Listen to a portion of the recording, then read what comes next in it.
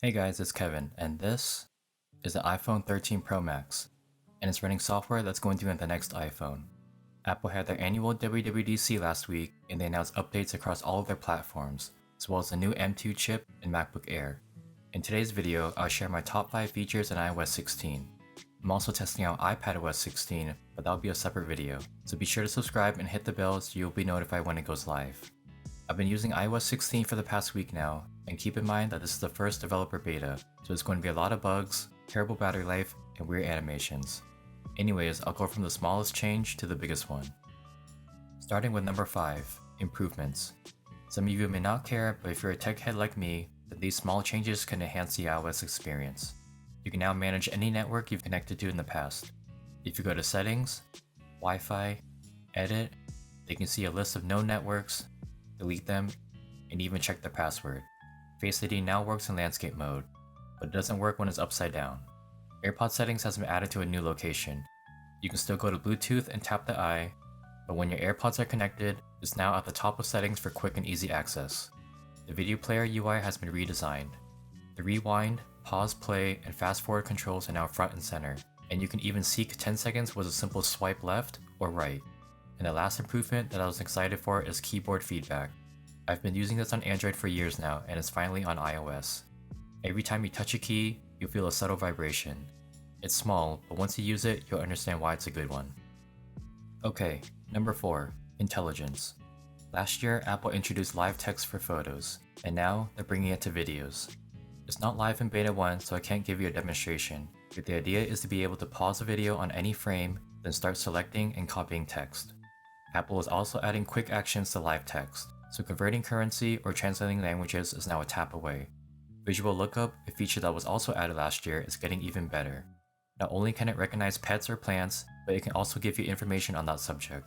And now, you can touch and hold the subject and bring it to another app like Messages. It's magic. Moving on to number 3, Focus. This is one of the new features announced last year in iOS 15, and I use it every day to stay, well, focused. When I'm sleeping, I have sleep focus turned on automatically at bedtime and turn off when I wake up. No phone calls, messages, or other notifications will disturb me. I also have a custom YouTube focus whenever I'm working on new content. I allow only important contacts and notifications to go through. In iOS 16, Apple is taking focus even further by adding focus filters.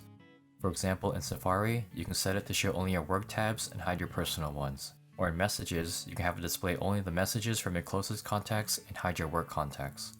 This also works in Calendar and Mail, and developers can add this to their apps as well. And Apple is adding the ability to link your focus with a specific lock screen, but more on that later. Alright, number 2, Messages. This is my most used app, and I'm glad Apple is adding new features. Have you ever sent a message and quickly realized that you made a typo? Well, now you can edit that message. So no more sending messages with an asterisk with the correct spelling. And what if you sent a message and you wanted to take it back? Well, you can do that too. It's time sensitive, so you can only edit or delete within 15 minutes of sending it, and Messages will show which one was done. Apple also added the ability to mark any thread as unread. Just tap and hold or swipe right, mark as unread, and get back to it later when you have time. There's a new recently deleted section too. If you tap on the edit button and show recently deleted, then you can see a list of messages and the time remaining until it's deleted completely. And the last feature in Messages is Share Play.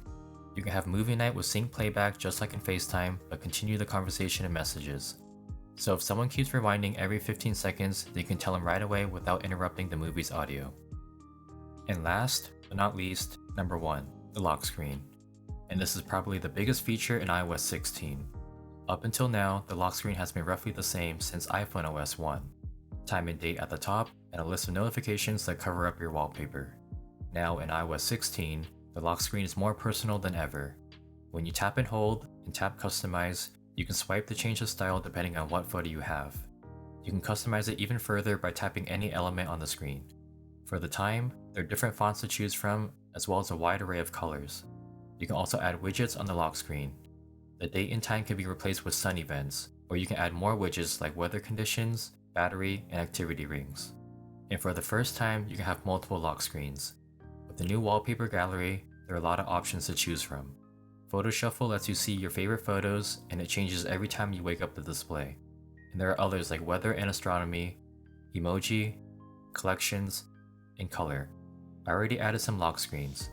Here's a cool emoji one. You can select up to 3 different emojis. Weather has a subtle animation when it's active. The astronomy one has different styles: Earth, Moon, and Solar System. And there's a nice transition when you go to the home screen. Setting a custom home screen wallpaper is no longer available, so whatever is on your lock screen will also be in your home screen. I mentioned earlier that you can link your focus mode to a specific lock screen. For instance, I have this simple and black lock screen when my sleep focus is active. So now, a focus can be tied to a lock screen, home screen, and watch face. And that's it for my top 5 features in iOS 16. There are many other features like multi-stop routing, Joy-Con support, locked hidden and recently deleted albums, and the next generation CarPlay. Let me know what your favorite features are, or if you have any questions in the comments down below. Remember that this is a developer beta and a public beta will be available next month. I'll leave a link to sign up in the description box below. If you enjoyed this video, then please like, comment, and subscribe, and I'll catch you guys in the next one. Bye!